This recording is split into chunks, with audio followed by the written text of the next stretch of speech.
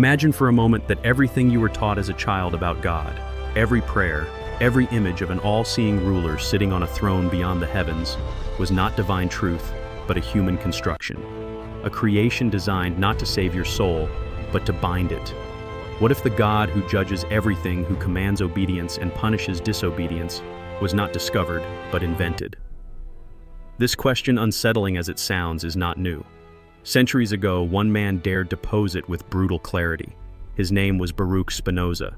Spinoza's thought was so radical, so dangerous, that the religious powers of his time tried to silence him forever.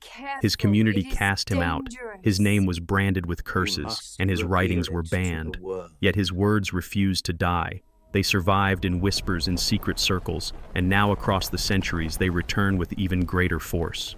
Spinoza did not deny God, he did something far more dangerous. He redefined him, and by doing so he tore apart the very foundation of organized religion. Because if God is not a person, not a monarch in the sky, but the very fabric of nature itself, then who needs priests, dogmas, or laws written on stone tablets? This is the forbidden question Spinoza forced the world to confront, and once it is asked, it can never be silenced again. To understand the magnitude of Spinoza's defiance, we must journey back to a Europe where faith was not just a belief, but the beating heart of power. In the 16th and 17th centuries, kings did not rule by the consent of the people, they ruled by divine right. Priests dictated morality, and the shadow of hell was no metaphor. It was a weapon wielded to terrify millions into obedience. The church was not merely a spiritual guide, it was the spine of society, the anchor of law, the enforcer of silence. To question God was to challenge the very order of the state. In this world, religion was everywhere. It decided who could rule what was forbidden and even who deserved to live. The fear of eternal fire kept peasants bowed and monarchs untouchable. Heresy was not an opinion. It was a crime punished by chains, flames, or exile. The system thrived on fear, and the faithful submitted because they were taught that rebellion was rebellion not just against kings, but against God himself. And then in the midst of this suffocating atmosphere, a young man emerged in Amsterdam. The son of Portuguese Jewish refugees fleeing persecution, raised under strict traditions, but gifted with a restless mind. Baruch Spinoza was born into a world that demanded unquestioning loyalty. Yet he carried within him a different seed, a passion for truth that refused to be silenced. He would not accept prayers as substitutes for understanding. He wanted to know, to reason, to uncover what lay beneath the sacred veil. It was this hunger that would make him dangerous. It was this refusal to be blinded by ritual that would one day pit him against the greatest powers of his age. Spinoza's defiance did not go unnoticed. By the age of 23, his own community had turned against him with a fury that revealed just how threatening his ideas already were. The synagogue issued a herem, an excommunication so violent in its language that it cursed him with darkness and damnation, forbidding anyone to speak to him, to help him, or even to come near him. For a young man barely entering adulthood, it was a punishment meant to destroy not only his reputation, but his very place in the world. Yet Spinoza did not break. Cast into isolation, stripped of support, and constantly under the shadow of reprisals, he chose to keep writing. In silence, he sharpened the weapon of his thought. And it was in these years that he struck at the very core of theology with an idea as simple as it was revolutionary: Deus, sive, Natura, God or nature. For Spinoza, God was not a distant ruler with desires and commands.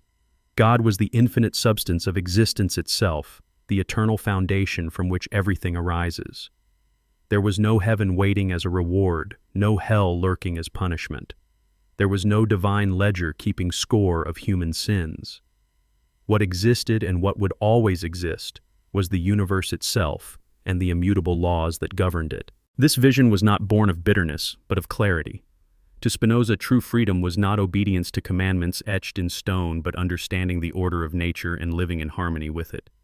And with this single shift, he had placed dynamite at the base of the towering fortress of religion. Because if God is nature, who dares to speak in his name, the implications of Spinoza's vision were nothing short of devastating for the established order. For centuries, the image of God had been that of a supreme ruler, a being who issued commands, who chose favorites, who punished with plagues and rewarded with blessings. A God who in truth behaved less like an infinite being and more like a temperamental king seated on a throne. But Spinoza dared to strip away that illusion. If God was not a person, not a monarch, not even a consciousness outside of creation, but the universe itself, then the foundations of church authority began to tremble. Because what purpose do priests serve if divinity permeates every atom of existence? What power do rituals or commandments hold if God is not a legislator but the very fabric of reality? Spinoza's question cut deeper than any heretical denial. If the divine is identical with nature, then the monopoly of religious institutions collapses. This was more than philosophy, it was political dynamite. The God of Scripture was portrayed as jealous, wrathful, even repentant. But Spinoza asked, how could perfection possess needs or anger or the desire for worship? Wouldn't such emotions betray a lack of vulnerability? And a perfect being, by definition, lacks nothing. With this razor of logic, Spinoza severed the human mask that had been draped over God for centuries. To those who held power, this was intolerable. A God who punished and rewarded was a God who justified obedience. A God without voice, desire, or vengeance was a God who freed humanity from fear. And what happens when people no longer tremble before the threat of divine wrath? They stop submitting. They stop obeying. They begin to think for themselves. And for the rulers of faith and state alike, that was the most dangerous heresy of all. If redefining God shook the throne of heaven, Spinoza's next move shook the very scriptures that claimed to reveal him. With the precision of a philosopher and the patience of a scholar, he examined the Bible not as a sacred, untouchable revelation, but as a historical document written by human hands. And what he found was devastating. He exposed contradictions, repetitions, and errors that no divine author could have made. He revealed that Moses could not have written the Pentateuch, for it describes events that happened after his death. He showed that many books attributed to prophets had in fact been compiled centuries later by unknown authors. This was not a simple critique. It was a radical shift in perspective. If the Bible was not dictated by God but written by men, then its authority was no longer absolute. It became a record of history, a mirror of human fears, politics, and ambitions. And in stripping away its divine aura, Spinoza was dismantling the very foundation upon which religious power rested. The shock was not just theological, it was existential. For centuries, believers were told that their lives, their morals, even their eternal destiny depended on these texts. But Spinoza's analysis unveiled them as flawed, human, and limited. He was not attacking faith itself, he was liberating it from fanaticism. He believed religion could still inspire ethical living, but it did not require the machinery of dogma or the chains of superstition. To the religious authorities, this was blasphemy beyond forgiveness.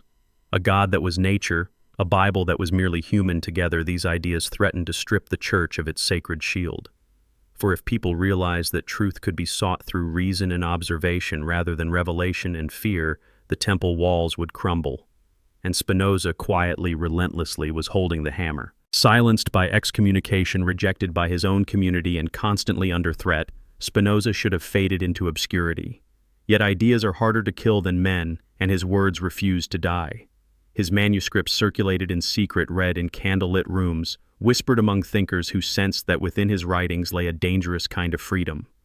Long before the Enlightenment spread across Europe, Spinoza had already lit its first spark. His claim was simple yet devastating: man created God in his own image, not the other way around. Look closely, he said, and you will see that the God of Scripture behaves like a ruler of flesh and blood, jealous, wrathful, demanding tribute, rewarding loyalty. But such a deity reveals more about human psychology than divine perfection. It exposes the fears and desires of those who wrote him into existence. For ordinary believers, this raised a question as terrifying as it was liberating. Do you believe because you have understood, or because you have been afraid since childhood? If God's shadow is fear, then to remove that shadow is to become free. And what terrifies institutions more than free human beings? Even today, centuries later, the echo of Spinoza's challenge reverberates. We still see laws, schools, and politics shaped by the ghost of a punishing God. We still feel guilt, shame, and obedience woven into cultures that use divine authority as a weapon. Spinoza's voice, carried across time, asks us not to deny God but to look deeper. What if the divinity we fear has been a mask all along? And what if lifting that mask reveals not emptiness, but a universe more vast and wondrous than we ever dared imagine? What truly unsettled the rulers of Spinoza's age was not his denial of a personal God, but the revolution his vision implied. If God is not a lawgiver seated on high, then religion is no longer the backbone of political authority. For centuries, priests and kings had walked hand in hand, the cleric threatening eternal hell, the monarch threatening prison or death. One punished the soul, the other the body, and together they forged chains strong enough to bind entire nations. Spinoza broke that pact with a single insight: fear is the true prison of mankind. A person who no longer trembles before the flames of hell or the decrees of heaven is a person who cannot be ruled by threats. Such a person becomes free not in the reckless sense of doing whatever they desire, but in the profound sense of living by reason and responsibility rather than fear. And for the powerful, that freedom was intolerable. This was why Spinoza was not merely seen as a heretic, but as an enemy of the order itself. He did not burn churches or shout in anger. He dismantled the entire structure of domination with calm, relentless logic. His ideas offered no easy comfort, no promises of paradise, only the radical possibility that human beings could think for themselves, that they could live ethically without chains, and that they could look at nature not as a threat, but as a mirror of divine necessity. And so the authorities acted as they always have when faced with a truth too dangerous to confront. They tried to erase him. Censorship, exile, silence, these were their weapons. But as history would prove, even silence can become an accomplice to the spread of truth. Because the more forbidden a thought becomes, the more irresistibly it beckons. And Spinoza's thought was nothing less than a forbidden revolution. They tried to bury Spinoza under silence, but silence has a way of amplifying what it cannot erase. His writings, hidden away, passed from hand to trembling hand, traveled across Europe like contraband fire. And in the shadows of censorship, his words gained power, shaping the minds of those who would later ignite the Enlightenment. Spinoza had planted a seed, and though centuries passed, it sprouted with a force no church decree could uproot. His forbidden question, who invented God, did not die with him. Instead, it lingered echoing louder with every generation that dared to think freely. It forced believers and skeptics alike to wonder, was the God of wrath and command a revelation from the heavens, or a reflection of our own fears and ambitions? If so, then the chains forged in his name were not divine but human, and if human, they could be broken. Even now that question refuses to fade. We live in a world where many still tremble before the threat of divine judgment, where politics and culture carry the weight of ancient dogmas. And yet Spinoza's voice calls across the centuries, whispering that liberation lies not in denying the sacred, but in unmasking its distortions. The church feared not the destruction of God, but the destruction of their monopoly over him. Because once people realized that the divine did not need intermediaries, that God was not an emperor in the sky, but the very essence of reality itself, the authority of those who claimed to speak in his name began to collapse. Spinoza's revolution was not in fire or blood, but in clarity, and clarity once seen cannot be unseen. At the heart of Spinoza's philosophy lies a statement as simple as it is transformative: Deus sive, Natura, God or nature. To him, these words were not metaphor but reality. God was not a distant being watching from beyond the stars, but the substance of existence itself, the eternal order in which every stone, every leaf, every breath belongs. The divine was not apart from the world, but woven into it. Every law of physics, every cycle of life, every unfolding of the cosmos was a revelation far greater than any written text. This vision shattered the need for priests or prophets. If God is the whole of reality, then no one can claim to speak on his behalf. No one can stand as an exclusive bridge between humanity and the sacred. The temple is not made of stone, but of stars, rivers, and the human mind capable of wonder. With this, Spinoza quietly dismantled centuries of religious hierarchy. No more sacred mediators, no more chosen elites. The divine became accessible to all equally through the simple act of observing and understanding nature. For Spinoza, knowledge itself was a form of devotion. To study the order of the world was to come closer to God, because God was that order. Science, philosophy, and the search for truth were not enemies of spirituality, but its highest form. This was a revolution disguised as a whisper, a theology so rational it blurred the line between faith and reason. And yet precisely because it was so rational, it was dangerous. A God who is everywhere cannot be contained. A God who is everything cannot be owned. If the universe itself is divine, then no institution can control access to it. This was not just a new idea, it was the collapse of an old empire and the birth of a new way of seeing the world. Spinoza's God was not a ruler demanding obedience, but a universe inviting understanding. This was perhaps his greatest heresy, not to deny the sacred, but to strip it of fear. In his view, true spirituality was not built on threats of punishment or promises of reward, but on the clear light of reason. Morality did not come from stone tablets or divine decrees. It emerged from the recognition of how our actions affect ourselves and others. To live ethically was not to appease a distant judge, but to live in harmony with the order of reality. This was a dangerous shift. Religion had long held its grip by offering comfort and control, the certainty of paradise for the obedient and the terror of hell for the rebellious. But Spinoza replaced those chains with responsibility. No longer could one claim virtue out of fear or piety alone. To be good meant to understand, to act with clarity, to live not in illusion but in truth. And in that truth there was freedom. Yet this freedom was not chaotic. Spinoza did not advocate for reckless desire or selfish indulgence. He envisioned a higher form of liberty, where the human spirit rises above blind impulse and sees the world with sober clarity. He famously wrote, "The wise man does not weep, does not curse, he understands." In those words lies a spirituality rooted not in trembling before mysteries, but in embracing the reality of existence. Imagine the threat this posed to institutions that thrived on guilt, ritual, and fear. If people discovered that they could be virtuous without priests, hopeful without miracles, and free without dogmas, what role would be left for organized religion? Spinoza's philosophy was not merely a new theology, it was the quiet birth of a new kind of faith, one that replaced fear with reason and superstition with freedom. Centuries may have passed since Spinoza penned his radical thoughts, but the questions he raised remain as urgent as ever. Even in our modern age, the image of a punishing, judging God continues to shape politics, morality, and culture. Entire nations still legislate based on fear of divine wrath, and countless lives are still bound by doctrines that echo the same chains Spinoza tried to break. His philosophy is not a relic of the past, it is a mirror held up to our present. Spinoza showed us a path away from obedience born of terror and toward responsibility born of reason. He asked us to abandon the illusion of a God who commands from beyond the clouds and instead to embrace the divinity of reality itself. In this shift lies the possibility of a more humane world, one where we build our ethics not on threats of punishment, but on the understanding of what truly benefits humanity and the earth we inhabit.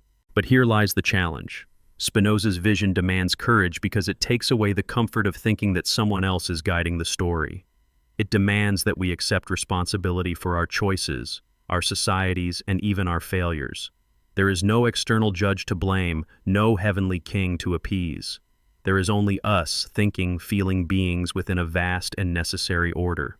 And yet, far from making life empty, this realization fills it with new meaning. For if God is the universe itself, then every discovery in science is a revelation. Every act of compassion is a form of worship, and every step toward truth is a spiritual act. Spinoza's God does not enslave us with fear, he invites us to open our eyes. This is why Spinoza still matters. His philosophy is not about destroying belief, but about transforming it, rescuing it from manipulation, and returning it to its purest essence, the freedom to think, to question, and to love truth above all. And so we arrive in the final echo of Spinoza's legacy, a voice that refuses to die, a truth that refuses to stay buried. Spinoza did not kill God. He killed the lie that men had built in his name. He stripped away the mask of fear, the machinery of control, and revealed something far more profound, that the sacred is not locked in temples, nor whispered by priests, but alive in the very fabric of existence. His question, who invented God, is not just a challenge to theology, but to each of us. Is the God we follow a human invention crafted from fear and desire, or is God the eternal order of the universe itself, beyond manipulation, beyond ownership, beyond the reach of any institution? This is not a question that history can answer for you. It is a question that each life must confront. For Spinoza, true freedom was not found in blind obedience, but in clear understanding. He asked us to replace fear with knowledge, guilt with responsibility, and submission with the courage to think for ourselves. In doing so, he opened a door to a spirituality that does not divide, does not enslave, but liberates. A spirituality as wide as the cosmos itself. And now the question is passed to you. What does God mean in your life? Is he a ruler invented to command you, or the essence of the universe inviting you to understand? Share your thoughts in the comments, because this is not just philosophy, it is a conversation that shapes the way we live. If this journey has opened new paths in your mind, don't forget to like this video, subscribe, and activate the notification bell so you never miss another exploration into the truths that challenge the established order. The search for truth is not one we walk alone, it is a path we share. Until next time, keep questioning, keep seeking, and never forget the most powerful chains are made of fear, but so too is the key to break them.